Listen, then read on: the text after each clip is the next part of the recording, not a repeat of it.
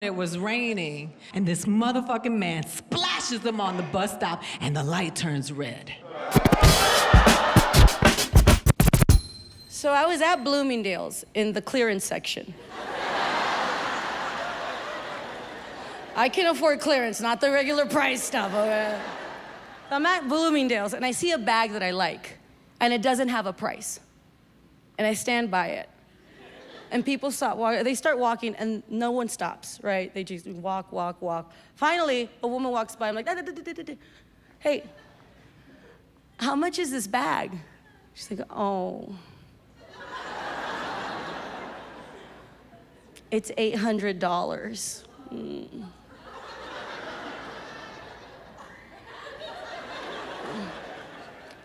Okay. I'm gonna buy that bag. She's like, oh, are you? Well, I'm just gonna take the bag. I'm gonna hold it up front until you're ready to check out. Bitch. So we're at the cash register, right? And she's like typing, whatever. And it's taking forever. Like, I feel like she doesn't think that I'm gonna buy the bag. Like, halfway through, I'm gonna be like, JK, I'm poor, bye. Yeah. Typing. Now, here's the thing you gotta know about me. My mom taught me to never complain. Like, we don't complain. Like, if I get the wrong food at a restaurant, I eat the wrong food. Like, I don't complain, right? But this woman's being so terrible. Like, obviously terrible, right? She's like, Like, look, I'm sorry, I gotta stop you. You are being awful. You're being rude, and I'm gonna teach you a lesson. Now, I don't even want this bag.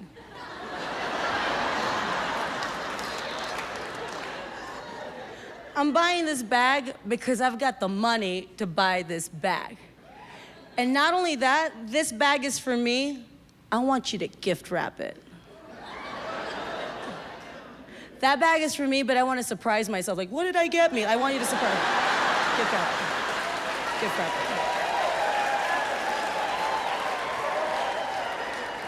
it. And I stood there. I'm like, more ribbon.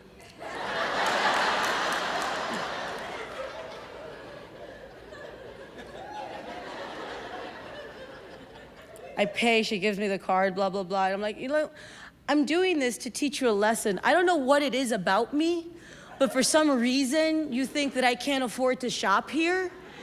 I don't know what you expect me to dress, like wear to this store, like what, a fucking wedding gown? And need I remind you that I'm shopping at Bloomingdale's and you're fucking working at Bloomingdale's, okay?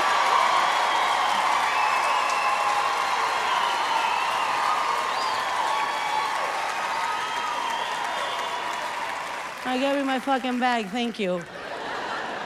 I left, I was walking off. You guys, that is the closest, like that was like the movie Selena, like, we don't want that dress. Like, you know what I mean? Like, I was like, Pretty Woman, big mistake. Like, that's where I was. Like, oh. I left, I was like, I was waiting to get to the outside and just lose it, you know? Like, I walked out of that store with pride. I walked out of that store with dignity. And I got into my car, and I was like, yes! And I drove to the closest Bloomingdale's to return that fucking bag. Because I couldn't afford it, but I taught that bitch a lesson, and that's all that matters. So my life changed because my Cuban stepfather came into my life, and he was very racist, and he didn't like me because I was the dark one, right? It's all relative, all relative. I was the dark one in my house. And we had a station wagon, and he used to sit me in the back of the station wagon. For those of you who are millennials, a station wagon is a real big Prius. And they have engines and they use gas. So he used to sit me in the back of the station wagon. I was like the Rosa Parks of my family. And one day he was taking me and my brother to school and it was raining. And he splashed this black man on the bus stop.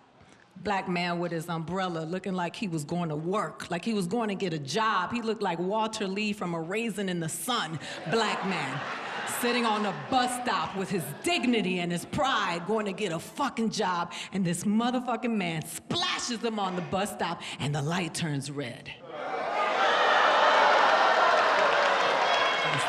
The light turned red because God is good. You hear me? Yes. Yes.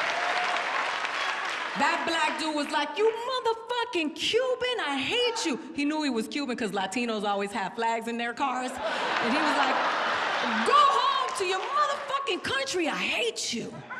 And my stepfather put that station wagon in park, walked around to that guy, and punched that dude in the face. And that black dude beat my stepfather's ass. Hey, it was beautiful. The rain was coming down. I had a front seat. I was like, beat his ass. Fuck him up. I'm so tired of this man.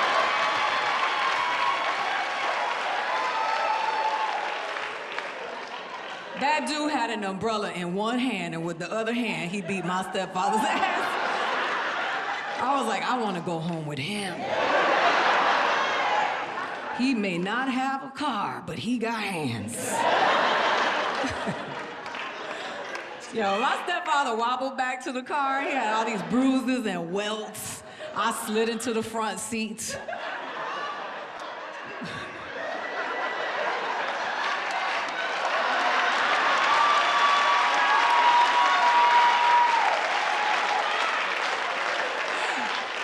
Hey, my brother was crying because that's his real father. He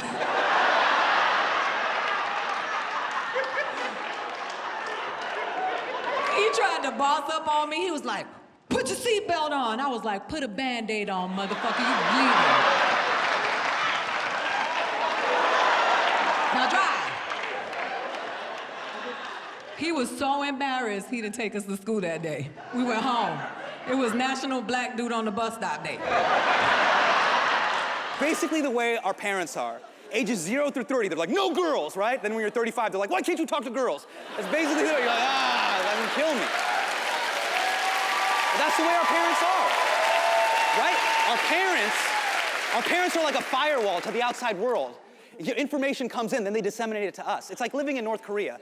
And my dad is like, he's the leader of the household. So when 9/11 happened, I was a sophomore in high school. My dad sits everybody down at the dinner table. He's like, all right, Hassan, whatever you do not tell people you're Muslim, do not talk about politics. I was like, all right, Dad, I'll just hide it, cool. And this just rubs off. We're sitting there, phone rings. I run to the phone, but my dad, he had a good first step, so he beats me to the phone. He's like, Dad, hello? I grab the second phone, hello? And I hear a voice, hey, you sand nigger, where's Osama? He looks at me. You can hear me, right, you fucking Dune Coon? Where's Osama? He's just like, yeah, boy. Hey, you can hear me, right? 263 Regatta Lane. That's where you live, right? I'm gonna fucking kill you. Click. And my dad's looking at me. You ever see your parents and you see the mortality in them? Like, I'm looking at my dad and I see all 5'7" of him. And that's when I realized, no, I'm a darpok. I'm a scaredy cat. You know the way it is. We can speak 2 languages, Gharke Bate, Bharke Bate. We can speak at home and outside. I should have said something. I didn't. We sit down, I hear foom, foom, foom outside. So me and Dad, we run outside, and all the windows on the Camry are smashed in. And I look in the back, and my backpack's open. I'm like, fuck, they stole my stuff. I reach in, I pull out my backpack. These pieces of glass get caught in my arm. And now all this blood is like gushing down the side of my arm. And I'm pissed. I'm just like fucking mad. Man, fuck this, man. Like, these kids, they know where we live. They're calling us. They're timing this in real time, so they're watching us. So I'm running up and down the cul-de-sac, looking in the trees, the bushes. I look back in the middle of the street. My dad's in the middle of the road, sweeping glass out of the road like he works at like a hate crime barbershop. Just like, oh man, we got customers, low-kya gang. We gotta clean this up. Zen, brown Mr. Miyagi, just like not saying a word. I run up to him like, Dad, why aren't you saying something? I'm not asking you, say something. He looks at me and he goes, Hassan, ye cheeze to hote hain, or ye cheeze hoenge. These things happen, and these things will continue to happen. That's the price we pay for being here. And that's when I was like, oh no, we really are from two different generations. Like BMX bikes aside. Like my dad's from that generation like a lot of immigrants, where he feels like if you come to this country, you pay this thing like the American dream tax, right? Like you're gonna endure some racism, and if it doesn't cost you your life, well, hey, you lucked out, pay it. There you go, Uncle Sam. But for me, like a lot of us, I was born here. So I actually have the audacity of equality. Like I'm like, nah, I'm an honors gov, I have it right here. Life, liberty, pursuit of happiness. All men are created equal. Says it right here, I'm equal. I'm equal, I don't deserve this. But I can't, as soon as I say that, and he looks at me like I believe in Santa. He's like, Hassan, tum kabhi nahi samajh jayega. You'll never understand. I'll never understand. Dad, you're the guy that'll argue with the cashier at Costco when he doesn't let you return used underwear. And now you want to be the bigger man?